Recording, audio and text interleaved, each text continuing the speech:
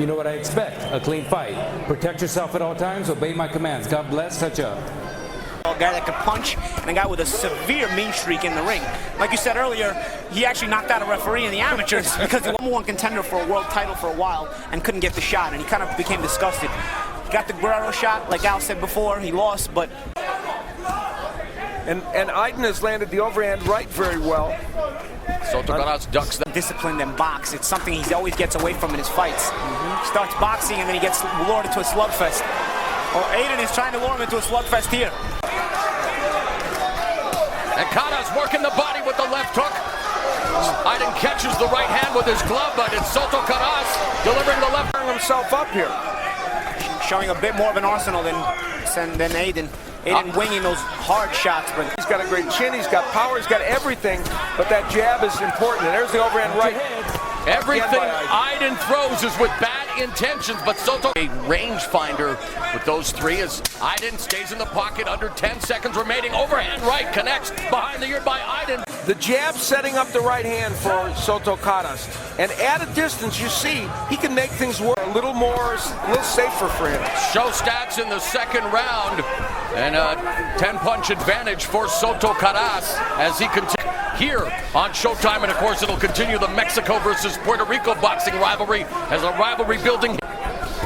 Overhand right connects by Aydin, but again, he's leading with his power shots, not wanting to set. There are even left hooks here and there, but it's just not as consistent. A good left hook there by Aydin again, but again, there's just more consistency to Soto Karass. If he can continue it. Yeah, he keeps Aydin off balance with his jab, and Soto Karass keeps throwing the jab whether it lands or not. He can't get those pronunciations. Well, right, being a couple of Italians, you know how that works. And now, because they weren't in the playoffs. Oh, yeah, wow. I'd like to, I'm not going to pile on because I'm a Chicago fan. So. Staying busy. Under a minute now remaining in this fourth frame. Wow, I talked about the danger of throwing the hooks to the body, but that punch is... You at 18 and has been involved in plenty of fights like this.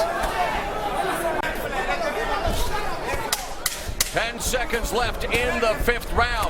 Aydin with the left there, misses. Referee and Steve Farhad and myself have it exactly the same. And, other than I think... a world-level fighter. And, we'll see how it ends up. But, the lack of balance is really hurting him. Like away for low blows during the course of his career. So in a fight like this, that could have some impact. We'll see.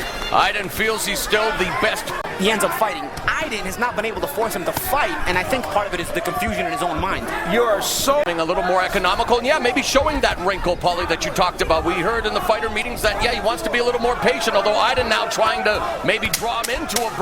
He's here now, Karass going back to the ropes. Now, I think Soto Karass, though, has allowed himself to stay... Aydin lands effectively. Uppercut.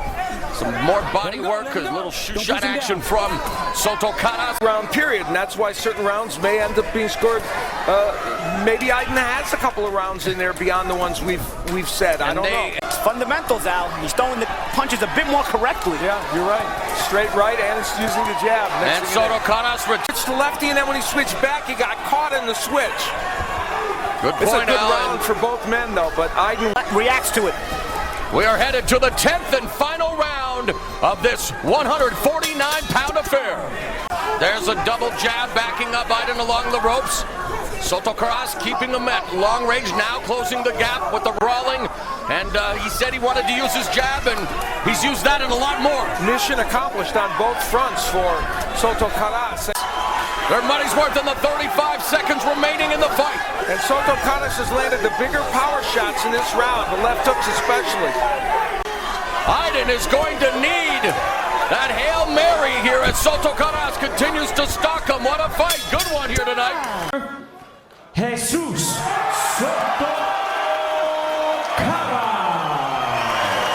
Wouldn't be the start to the way we saw this fight, but as I said, there were rounds in there that if you